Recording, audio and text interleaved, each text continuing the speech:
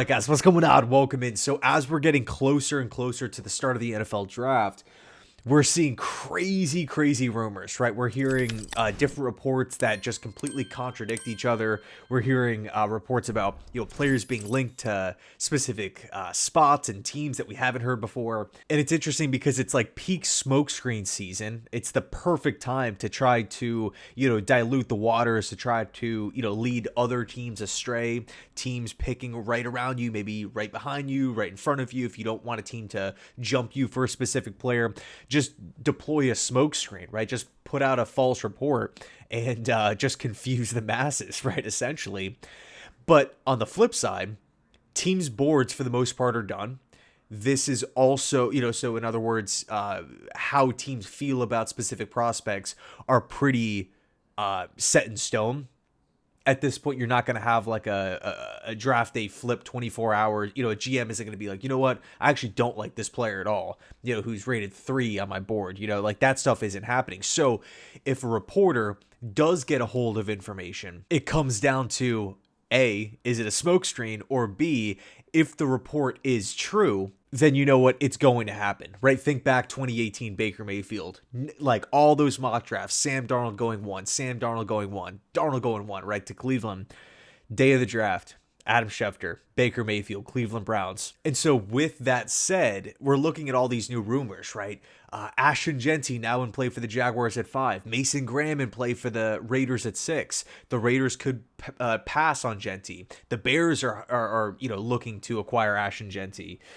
All these different things, right? Is the Will Campbell Patriots connection real, or are they going to pass? Could they go edge rusher? All these, it feels like there's solid reports suggesting Shedeur Sanders is still very much in play at 3. Then there's other reports saying there's 0% chance. So again, right, take of it what you will. I'm kind of in the mindset of, hey, you know what? Let's just sit back and see what happens on draft night. I think this draft specifically, not a whole lot of people have the exact blueprint, especially compared to last year, where we can just kind of go down through the picks. And if it wasn't, they're going to take player A, it was just between like 2 players. It wasn't just this wide range of, it could be these 12 different players, where I feel like a lot of these, different mock drafts, even just kind of running through the cycles myself, it's just like, a team will pop up on the clock. I'm like, man, I can make the case for 9 different players in this spot. So anyway, there's been a new player linked, and it started 5 or 6 days ago here from Albert Breer. He suggested, hey, if there is a curveball with the Jets at 7, could look to target a cornerback in Jahdae Barron. Of course, he talked about Tyler Warren. Of course, he talked about Armand Membu, but he did bring up the name Jahdae Barron and talked about how it could be a potential fit. Monday morning, we get this huge draft article from Adam Schefter over on ESPN, and he talked about Jahdae Barron going to the Jets at spot number 7. So we have 2 huge reporters, Breer Sports Illustrated, Schefter, ESPN, linking Barron to the Jets a couple days before the draft. And this is not coming off of like the stellar pro day. This is not, the day after the combine, 4.3940. Jets loved it, right? They're falling in love with him. No, this is days before the draft. This stuff is coming out. Todd McShay also throws out, hey, keep an eye on Jahdae Barron for the Jets at spot number 7. It's not so set in stone with Tyler Warren or Armand Membu.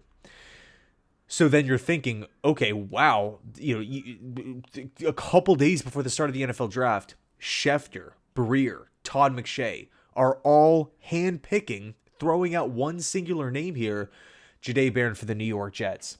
You're taking a look at Jahdae Barron as a prospect. I really like Barron. I do. I think if you're just comparing Barron to Will Johnson, outside corners, who's going to be the best outside corner at the NFL level, right? Trying to project out. I feel better about a Will Johnson, but I think Barron is a much more movable piece throughout the defense, right? When I'm thinking about the potential pairing between a Jahdae Barron, just, entertaining the idea here, Jahdae Barron in the Jets defense, I could actually see a Brian Branch style of role where he's playing up in the box. He's making plays downfield. He can line up at slot corner. right? I think Jahdae Barron's size, his skill set, his athletic ability, and his defensive IQ also matched with his physicality, just overall toughness, which Darren Muji highlighted in his most recent press conference, the pre-draft press conference. I think if we wipe away the roster and say, hey, we're going to run this style of system, does Jahdae Barron fit that? And I think if you ask Barron to do multiple things, the answer is yes. Like, Jahdae Barron will fit. I think the question, right, the question when it comes to the Jets fit is that specifically at corner, we have Gardner, who's going to be playing this season. The fifth-year option will probably be picked up. Muji addressed that. So, he's going to be here. He's being talked about being a top 3 highest paid corner in football. You got to imagine he's going to be here for the long haul. Michael Carter just signed a deal. He's one of the highest paid slot corners and one of the best slot corners in football. And then the team went out and signed Brandon Stephens from the Baltimore Ravens to a 3-year deal, 10 plus mil annually for a guy in Stephens. And there's been a lot of maybe questions from the fan base, like that was such a kind of out of left field move. No one really foresaw that move coming. Some people suggested, okay, the Jets could be interested in corner. Maybe you bring DJ Reed back. Maybe you go after Carlton Davis, who is leaving Detroit if he, doesn't re-sign. But Stephens wasn't really talked about, right? None of the beat reporters suggested Brandon Stephens. It wasn't like a name that a lot of people were like, the Jets are going to be like aggressively pursuing. And the reason why I say aggressively pursuing is because that move was made early in free agency on a multi-year deal. That's a starting level type of contract that you hand out. You don't give a contract out like that to say, okay, you're going to, be our first guy up off the bench. Because the corners in this draft have been known, right? Barron, Will Johnson, all these different guys, Max Hairston, Darian Porter, Iowa State, Trey Amos, one of my favorites from Ole Miss. Like, the list goes on. There are some really, really Parrish from Kansas State. There's some really intriguing corners in this class. And so to go out and sign Stephens, that is like, okay, he's going to start.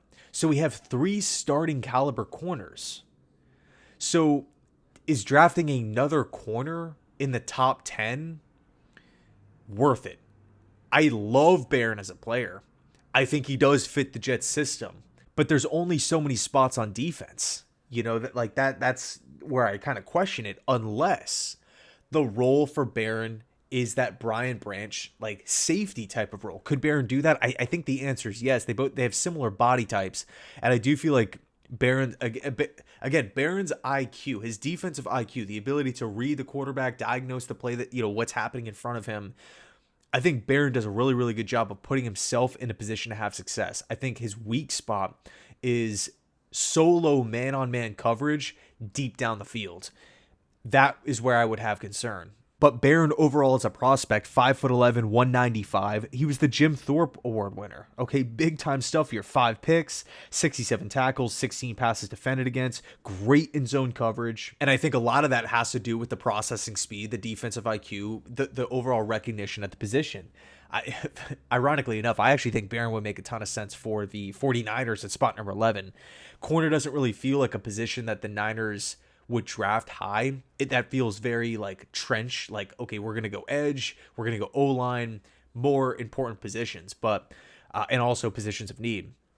But anyway, Barron as a prospect, physical, aggressive, good tackler in open space. He also seems like he's like an Aaron Glenn, Darren Muji type of player, where, I mean, Muji even addressed it, right? Physicality, tough players, resilient players. Those were some of the words that Muji used in the press conference.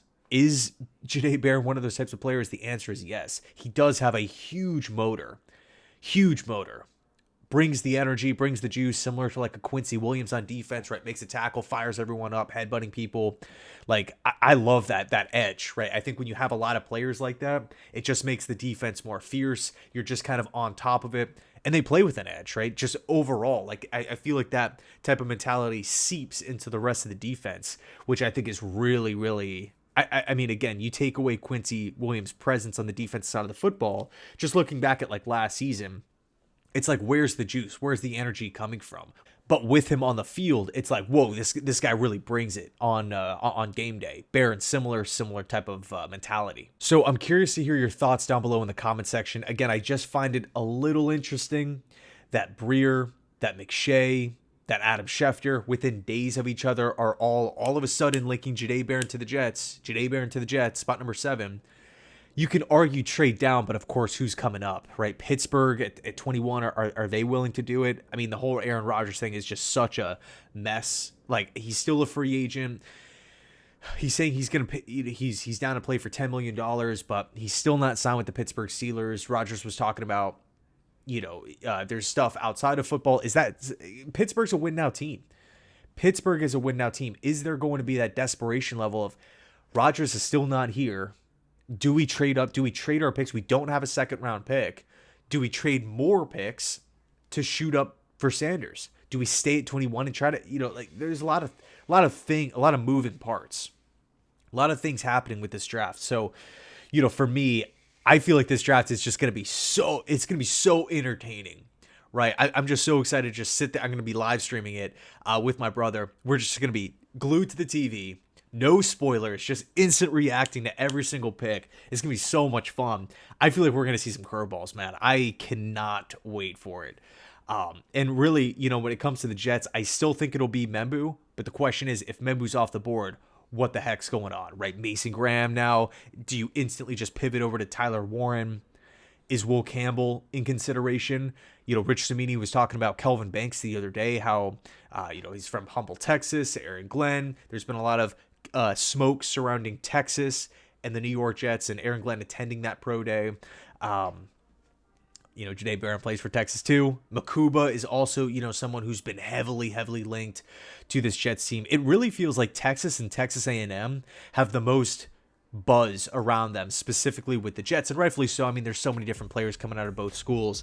I mean, such top-level NFL talent, right? Scorton, all these different guys. But personally, I'm not going to rule out anything, right? And if you want to argue Mykel Williams, right? That's another player that has been linked to the Jets, right? Top 30 visit most recently. I'm a big fan of Mykel Williams. I think I'm looking at these mock drafts, like some have him going to like Detroit or Buffalo, bottom of round 1. I think he's a much better player than what he showed last season, playing through it. Like, he was playing hurt, an instant run stopper on the outside. I think he's a pretty versatile player as well. He could play in a 3-4, 4-3. I like Mykel Williams. I like Mykel Williams a lot. Shamar Stewart, I'm not going to sit here and rule it out. Again, who knows how Darren Muji and Aaron Glenn like to draft. If they follow, a similar path of like a Trent Baalke, where it's like, we want athletic traits. You look at all of these Hall of Fame players, they have rare physical traits. I could see Shamar Stewart being in play. Me just being us. I'm not saying that's my number one choice. I'm just saying I could actually see that happening. So, man, I cannot wait for it. Let me know your thoughts down below in the comment section. Barron, Campbell, Warren, Membu, Stewart, Mykel Williams, Jalen Walker, is he in play? We can reference the Cimini article of trading Quincy Williams. Do the Jets potentially move Quincy Williams to the 49ers, a team that desperately needs help at linebacker and has coached, Saul has coached Quincy in the past. Atlanta, are they in play for Quincy? Does he even get moved? Does he get re-signed? A lot of different questions. And Thursday night, man, it's going to be so much fun. Anyway, let me know your thoughts down below. Thanks so much for watching. I appreciate it. And as always, go Jets.